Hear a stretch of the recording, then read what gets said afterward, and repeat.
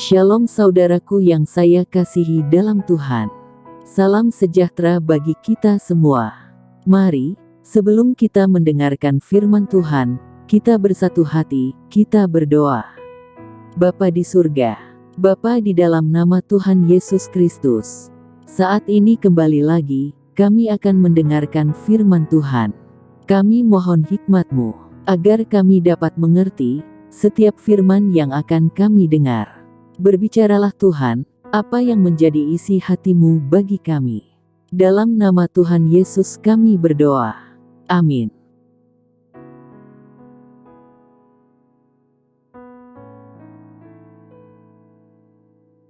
Renungan firman Tuhan berjudul, Tanpa Tahu Tujuan. Ayat bacaan firman Tuhan terdapat dalam Ibrani 11, ayat 8-18. Karena iman, Abraham taat ketika ia dipanggil untuk berangkat ke negeri yang akan diterimanya, menjadi milik pusakanya, lalu ia berangkat dengan tidak mengetahui tempat yang ia tujui. Karena iman, ia diam di tanah yang dijanjikan itu, seolah-olah di suatu tanah asing, dan di situ ia tinggal di kemah dengan Ishak dan Yakub, yang turut menjadi ahli waris janji yang satu itu. Sebab ia menanti-nantikan kota yang mempunyai dasar, yang direncanakan dan dibangun oleh Allah. Karena iman, ia juga dan Sarah beroleh kekuatan untuk menurunkan anak cucu, walaupun usianya sudah lewat, karena ia menganggap Tuhan yang memberikan janji itu setia. Itulah sebabnya, maka dari satu orang, malahan orang yang telah mati pucuk, terpancar keturunan besar, seperti bintang di langit, dan seperti pasir di tepi laut, yang tidak terhitung banyaknya.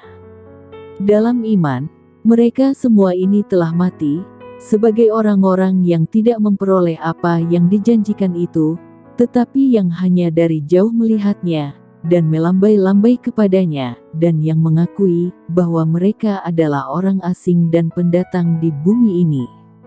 Sebab mereka yang berkata demikian menyatakan bahwa mereka dengan rindu mencari suatu tanah air.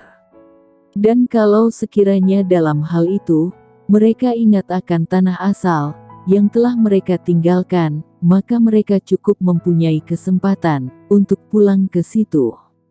Tetapi sekarang, mereka merindukan tanah air yang lebih baik, yaitu satu, tanah air sorgawi.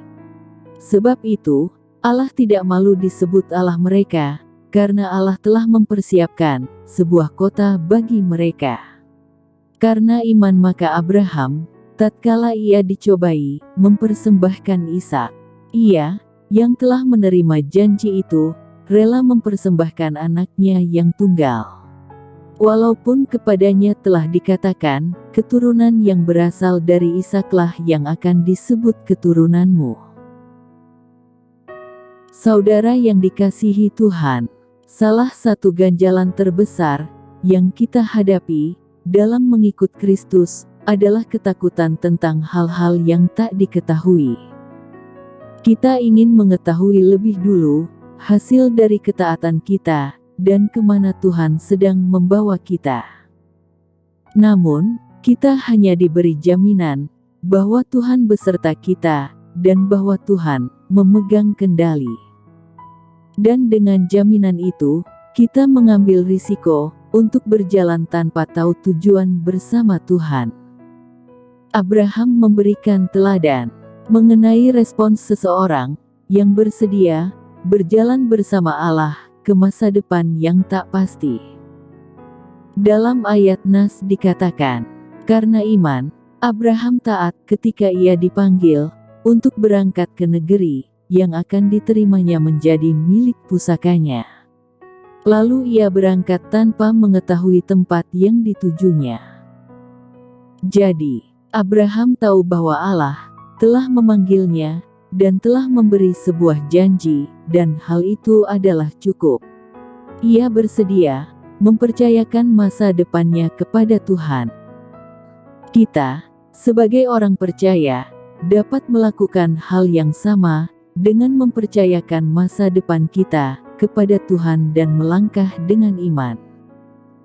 Percayalah, apapun yang kita hadapi saat ini, kita ada dalam tuntunan Tuhan.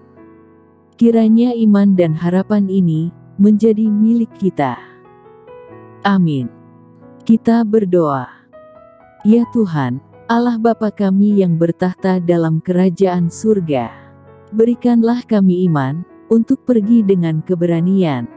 Meskipun kami tidak tahu kemana kami pergi, namun kami hanya tahu bahwa tangan-Mu memimpin kami, dan kasih-Mu menopang kami.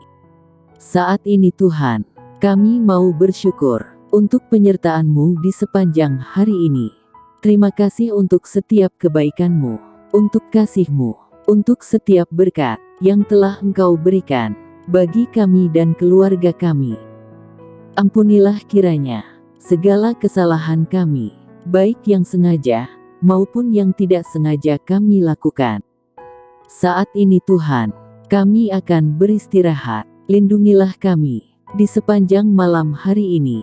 Kelilingi rumah kami dengan pasukan malaikat surga-Mu, dan bangunkan kami besok pagi dengan tubuh yang sehat dan tidak kekurangan sesuatu apapun. Terima kasih Tuhan, kami sudah berdoa malam hari ini. Kami percaya Tuhan sudah mendengar segala doa dan seruan kami. Di dalam nama Tuhan Yesus kami berdoa. Amin. Puji Tuhan, kita sudah berdoa malam hari ini. Saya percaya kita sudah diberkati. Sampai berjumpa kembali dalam doa kita besok. Selamat malam, selamat beristirahat. Tuhan Yesus memberkati.